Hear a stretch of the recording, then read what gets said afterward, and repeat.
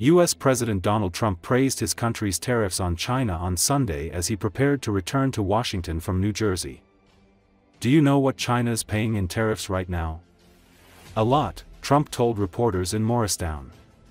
According to Associated Press, that remark came as Treasury Secretary Scott Bessent prepared to meet Chinese Vice Premier He Lifeng in Madrid, his office said. The talks are expected to cover trade, national security, and the ownership of social media platform TikTok. During his comments to the media, Trump also had harsh words for Venezuela as tensions build between that country and the U.S. Venezuela's foreign minister said a U.S. warship illegally boarded a Venezuelan fishing boat in Venezuelan waters. The U.S. had previously deployed warships in the Caribbean, citing a fight against drug cartels. Venezuela accuses the U.S. of seeking to provoke a military escalation. The Venezuelan government also claims the U.S. committed extrajudicial killings in a separate incident involving a drug-laden vessel. A lot of drugs are coming out of Venezuela, Trump said. They're sending Tren de Aragua. That's the gang. And we don't like what Venezuela's sending us, whether it's their drugs or whether it's gang members. We don't like it. We don't like it one bit.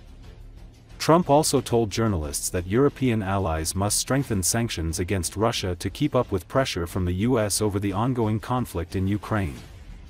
He said one of the difficulties with Russia-Ukraine negotiations is the hatred between Presidents Vladimir Putin and Volodymyr Zelensky. The hatred between Zelensky and Putin is unfathomable, he said. Speaking about domestic affairs, Trump called U.S. Federal Reserve Chairman Jerome Powell incompetent. He claimed that prices are down in many areas and added that the Fed is holding back the housing market by not cutting interest rates. We had talks going on. Scott Bessent is there and some others. Jameson is here. And yeah, I think they're going fine. When will you impose tariffs on China? We're going to see, but we've hit them very hard in so many other ways. I don't know if you know. Do you know what they're paying right now? What are they paying right now? You know what China's paying right now in tariffs? Huh? A lot.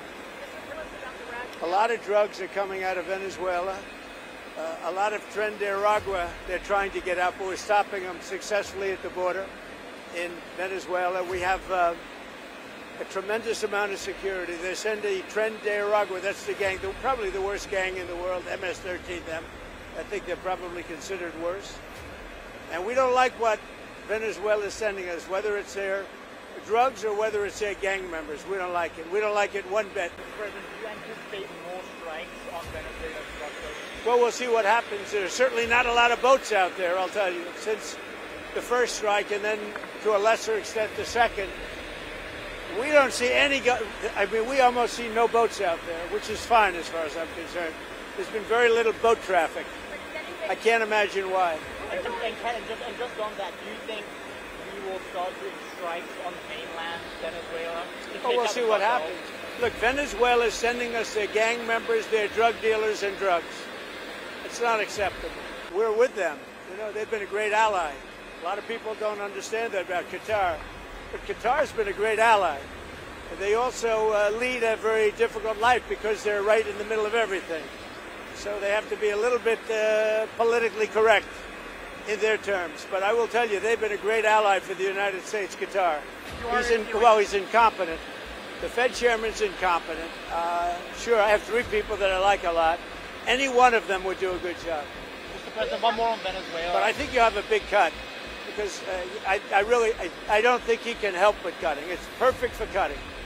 And the thing that he's hurting the most is housing for people. But because we're doing well in everything. Energy's way down. Groceries are down. Everything, almost everything is way down. But housing, because of the Fed, is not what it should be. Look, Europe they're my friends. But they're buying oil from Russia. So we can't be expected to be the only ones that are, full bore. But Europe is buying oil from Russia. I don't want them to buy oil. And the sanctions that they're putting on are not tough enough. And I'm willing to do sanctions, but they're going to have to toughen up their sanctions commensurate with what I'm doing. The hatred between Zelensky and Putin is unfathomable. Do you still believe that they will talk? That they will have a I don't know. I think I'm going to have to do all the talking. They hate each other. Look, they're buying oil.